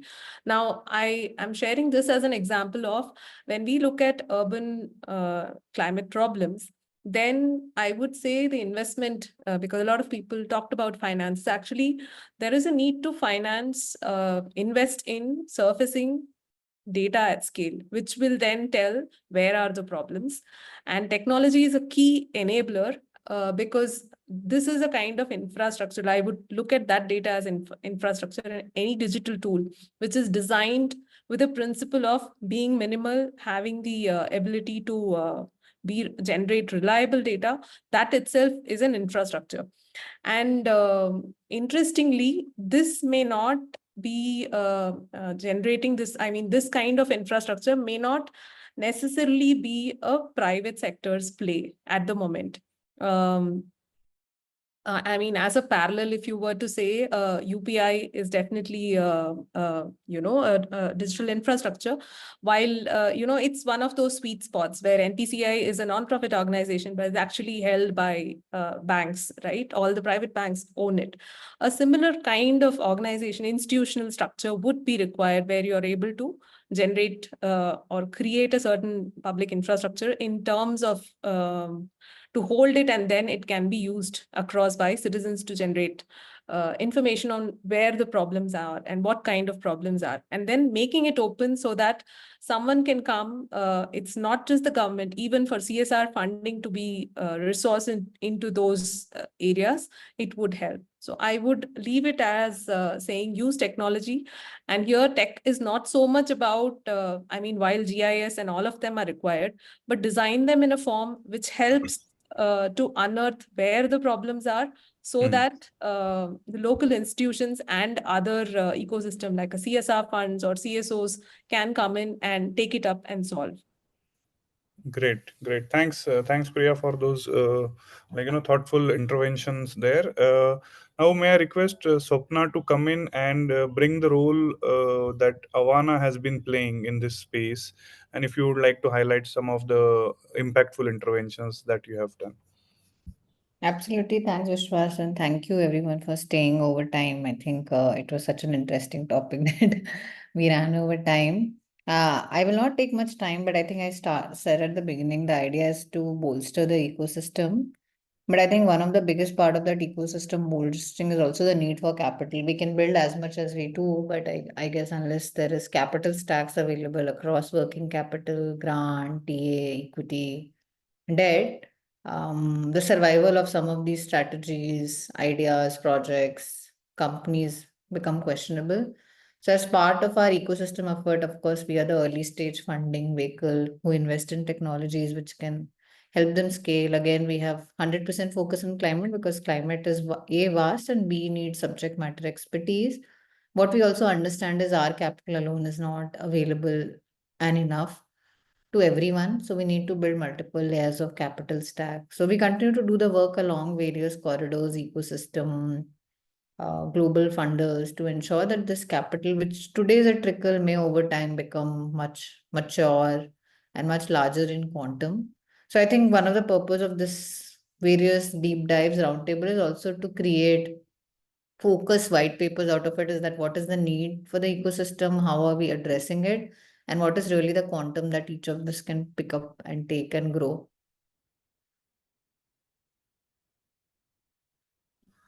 Great, thanks, Swapna. So, I just want to invite Rohan or also any other speakers if you have any final remarks that you would like to bring in here before we actually close the session. What I was talking about in terms of value index funding. I think this is one of the places where I think philanthropists can play a larger role by looking at funding which possibly may not give a return, but just to, and I think it's the largest impact work that a philanthropist can actually do. Because if the startup succeeds and scales, then I think the impact can be very, very large. So that's something that we've been doing, and I think philanthropists, would encourage them to sort of look at that.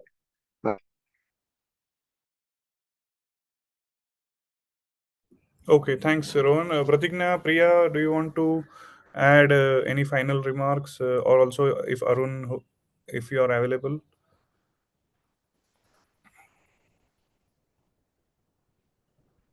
Yes, I can go. Sorry, I'm actually traveling, but I can speak.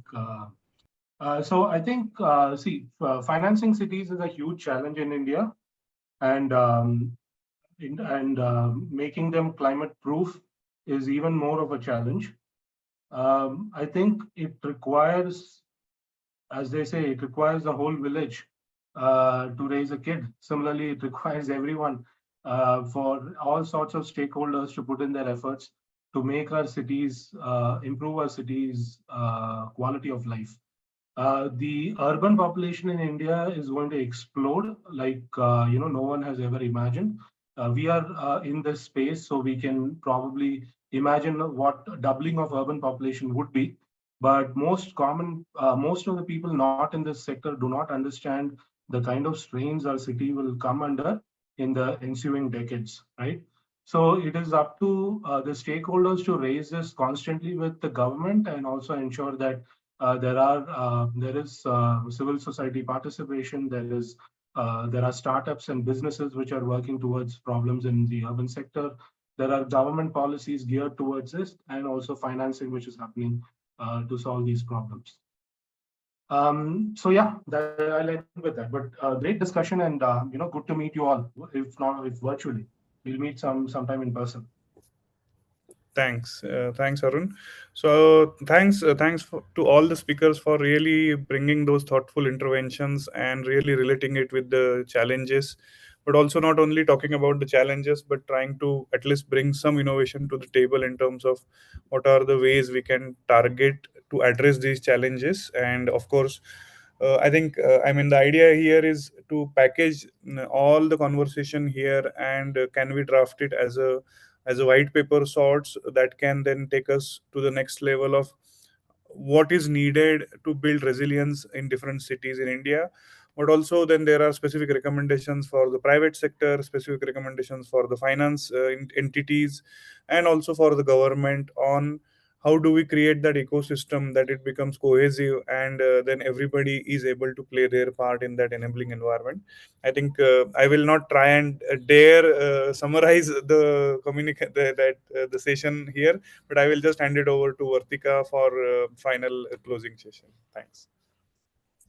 I will not take much time. I just wanted to quickly thank everyone for being on the roundtable and adding to the insightful discussion. It definitely is a very deep dive, like Vishwas said, and we will attempt to make a report out of it, which could, enable the ecosystem further. And we'll reach out to you for help or remarks to add there. And we'll also share the recording of this session with all of us and with the community at large. Thank you so much, everyone. Thank you so much for taking time out from your busy schedule and sharing your insights with us. And plus a very big thank you again to Vishwas and the CEEW team for curating this roundtable. Thank you so much.